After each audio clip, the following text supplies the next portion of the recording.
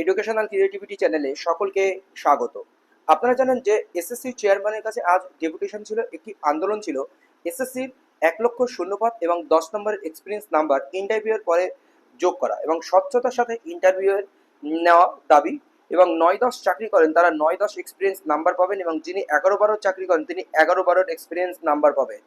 উক্ত নোটিফিকেশন দেখা গেছে যে জেনারেলের ভ্যাকান্সি অনেকটা কমে গেছে। তার ব্যাখ্যা: ভারতীয় সংবিধানের মৌলিক অধিকার এবং 16 নম্বর ধারা অনুসারে সমতা অধিকার ফিরিয়ে দেওয়া। এই 6 দফা দাবি নিয়ে আজকে কিন্তু ফ্রেশার ক্যান্ডিডেটরা চেয়ারম্যানের মুখোমুখি হয়েছিলেন 7 জন প্রতিনিধি দল, এবং সেখান থেকে কি কি উঠে এলো এবং চেয়ারম্যান কি কি বললেন বিস্তারিত এই ভিডিওতে আপনাদের কিন্তু জানাবো। সেই জন্য ভিডিওটি না কেটে শেষ পর্যন্ত দেখবেন। দেখুন, প্রথম দাবি ছিল মোট 1 লক্ষ শূন্যপদ দেওয়া, কিন্তু চেয়ারম্যান স্যার বললেন এটি পুরোপুরি সরকারের হাতে, অর্থাৎ শিক্ষা দপ্তরের হাতে। আমাদের যেটা মনে হলো, মন্ত্রিসভা যদি ভ্যাকান্সি আপডেট করে তাহলে এই ভ্যাকান্সি বৃদ্ধি সম্ভব। অর্থাৎ মাননীয় মুখ্যমন্ত্রী যদি মন্ত্রিসভার বৈঠকে সিট বৃদ্ধির ব্যাপারটা উত্থাপন করে তাহলে হয়তো সিট বৃদ্ধি পেতে পারে। এবার দেখুন, সিট বৃদ্ধি পাওয়ার একটা প্রভিশন রয়েছে বলতে এখনো ফাইনাল ভ্যাকান্সি দেওয়ার একটি প্রভিশন কিন্তু রয়েছে। সেহেতু এখানে কিন্তু একটা বিষয় উঠে আসছে, যদি আপনারা চাপ দেন বা আরও একটু প্রেশারে রাখেন তাহলে কিন্তু ইন্টারভিউর আগে একটা শূন্যপদ বৃদ্ধি পেতে পারে। দ্বিতীয়ত, ওই 10 নম্বর শুধুমাত্র 2016 ইন সার্ভিসরা পাবে না, বরং রাজ্যে কেন্দ্রীয় ও স্কুলের কর্মচারীরা পাবেন। যেমন para teacher, KVS teacher, Navodaya বিদ্যালয়ের শিক্ষকরা সবাই পাবে। কিন্তু কন্ট্রাকচুয়াল টিচার বলে একটা শব্দ আছে, ওই শব্দটি নিয়ে উনি সরকার অর্থাৎ শিক্ষা দপ্তরের সাথে কথা বলবেন। তিনি এও বলেন এই ব্যাপারটা পুরোপুরি শিক্ষা দপ্তরে যারা গেজেট তৈরি করেছে তাদের অধীনে, শিক্ষা দপ্তরে যারা গেজেট তৈরি করেছে তাদের অধীনে। আর 2016 ইন সার্ভিস টিচাররা ছাড়াও রাজ্য বা কেন্দ্রীয় স্কুলের কর্মচারীরাও এটা পাবেন, যেমন para teacher, KVS teacher, Navodaya বিদ্যালয়ের শিক্ষক শিক্ষিকারা। এবং কন্ট্রাকচুয়াল বলে প্যারা টিচার নেই, হাই স্কুলে 9, 10, 11, 12 কোনো প্যারা টিচার নেই, সেহেতু প্যারা টিচারের প্রশ্নটা কিন্তু আসছে না। কেভিএস টিচাররা পাবেন কেন্দ্রীয় বিদ্যালয় সংগঠনের, নবোদয় বিদ্যালয়ের শিক্ষক শিক্ষিকারা বা কন্ট্রাকচুয়াল শিক্ষক শিক্ষিকারাও ওনারাও কিন্তু পাবেন। কারণ কন্ট্রাকচুয়াল শিক্ষক শিক্ষিকার কথা ওখানে উল্লেখ না থাকলেও ওখানে কিন্তু কন্ট্রাকচুয়াল ডিপিএসসি দ্বারা যেগুলো ডিআই দ্বারা অনুমোদিত সেগুলো কিন্তু পাবেন। তৃতীয়ত, যারা এক্সপিরিয়েন্স 10 নম্বর পাবেন তাদের নাম্বারটা ইন্টারভিউয়ের পরের কথা বললেন উনি। বললে এই ব্যাপারটা পুরোপুরি শিক্ষা দপ্তরের গেজেট যারা তৈরি করেছে তাদের সিদ্ধান্ত অনুসারে কাজ করবে স্কুল সার্ভিস কমিশন।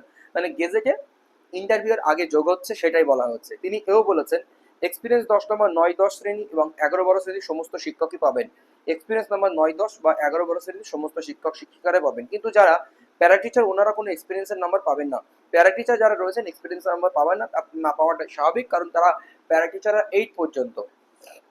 চতুর্থ, জেনারেলের সিট কমে যাওয়ার কারণ জানালেন আমাদেরকে। কারণ হিসাবে উনি বলেন যে জেনারেল সিট ইডব্লিউএস ক্যাটাগরিতে যোগ করা হয়েছে। এই ইডব্লিউএস ক্যাটাগরির জন্য জেনারেল সিট কমে গেছে গতবারের তুলনায়। যেহেতু জেনারেল সিট কমে গেছে, একটাই কারণ, ইডব্লিউএস ইকোনমিক্যাল উইকার সেকশন একটি শূন্যপদ তৈরি করার জন্য জেনারেল সিটটা কমে গেছে। পঞ্চমত, আমি এই স্যারকেই বললাম স্বচ্ছতার সাথে যাতে ইন্টারভিউ হয় সে ব্যাপার দেখার জন্য। স্যার একটু অপমানিত বোধ করলেন, বললেন আমরা এখনো পর্যন্ত সবকিছু স্বচ্ছতার সাথে করে এসেছি এবং পরবর্তীকালে এই পুরো প্রসেসটা স্বচ্ছতার সাথেই সম্পন্ন করব। আজকের আন্দোলনের পরিপ্রেক্ষিতে আমাদের যা মনে হয়েছে, ক্যান্ডিডেট যারা গিয়েছিলেন তাদের একটা দাবি পেশ করেছেন বা তারা লিখেছেন এটি শূন্যপদ বৃদ্ধি করার ব্যাপারটা এবং ইন্টারভিউ 10 নম্বরে দেওয়ার ব্যাপারটা সম্পূর্ণরূপে সরকারের হাতে। সরকার যেমনভাবে এসএসসি কে করতে বলবে এসএসসি সেইভাবে তার কাজ এগিয়ে যাবে। মাননীয় চেয়ারম্যান স্যারের বক্তব্য অনুসারে এইটুকু বোঝা গেল ফাইনাল ভ্যাকান্সি একটা বের করবে সরকার, সেটা কতটা বৃদ্ধি হবে সেই প্রশ্নের উত্তর চেয়ারম্যান স্যার দিতে পারলেন না বা দিলেন না। সিলেবাস বহির্ভূত প্রশ্নের ব্যাপারে জিজ্ঞাসা করা হলে উনি বলেন আপনাদেরকে চ্যালেঞ্জ করার সুযোগ এসএসসি দিয়েছে, আপনারা সেই প্রশ্ন চ্যালেঞ্জ করুন। এর বাইরে কিছু বললেন না। যে সিলেবাস বহির্ভূত প্রশ্নের ব্যাপারে জিজ্ঞেস করলে উনি একটাই উত্তর দেন যে প্রশ্ন চ্যালেঞ্জ করুন, 100 টাকা দিয়ে যে প্রশ্ন চ্যালেঞ্জ সেই প্রশ্ন চ্যালেঞ্জ করার কথা বলেন। আমাদের যেটা মনে হলো সিলেবাস বহির্ভূত প্রশ্ন এবং ভুল প্রশ্নগুলো নাম্বার কমিশন সকলকে দিয়ে দেবে। সিলেবাস বহির্ভূত প্রশ্ন এবং নাম্বারের প্রশ্ন কমিশন সকলকে দিয়ে দেবে, এমনটা তারা সরাসরি যেহেতু কথা বলেছেন, প্রায় 1.5 ঘন্টা ধরে তারা কথা বলেছেন, তার নির্যাস কিন্তু এখানে উঠে এসেছে।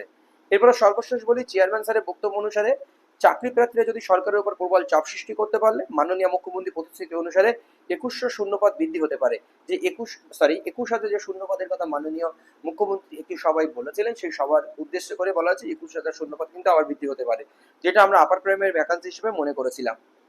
এই হচ্ছে আজকের মিটিং এর নির্যাস। প্রায় 1.5 ঘন্টা যাবৎ মিটিং হয়ে থাকে, কিন্তু সরকারের কাছে চাপে রাখলে কিন্তু এই ভ্যাকান্সিটা বাড়তে পারে, কিন্তু এই 10 নম্বর পাওয়ার বিষয়টি সরকার কোনোভাবে এখান থেকে সরে আসবেন না। কারণ এটা সুপ্রিম কোর্ট এই 10 নম্বর পাওয়ার ব্যাপারে শিক্ষক শিক্ষিকাদের এটা কিন্তু হস্তক্ষেপ করেনি। কারণ আপনারা জানেন যে একটি মামলার ক্ষেত্রে বিকাশ রঞ্জন ভট্টাচার্যকে সরাসরি মানে অন্যভাবে অপমান করেছিলেন সুপ্রিম কোর্ট, যে এসএলপি ইজ আ ব্রাইব, এরকম মানে বা গ্যাম্বেল এরকম ভাবে কিন্তু অপমানিত করেছিলেন এসএসসি বা মন্তব্য করেছিলেন সুপ্রিম কোর্ট বিকাশ রঞ্জন ভট্টাচার্যকে অরুণিমা পালের মামলায়। আপনারা সবাই কিন্তু জানেন সেগুলো নিয়ে ফিউচার আপনাদের আরো ভিডিও আনবো। আজকের এই আপডেট, ধন্যবাদ।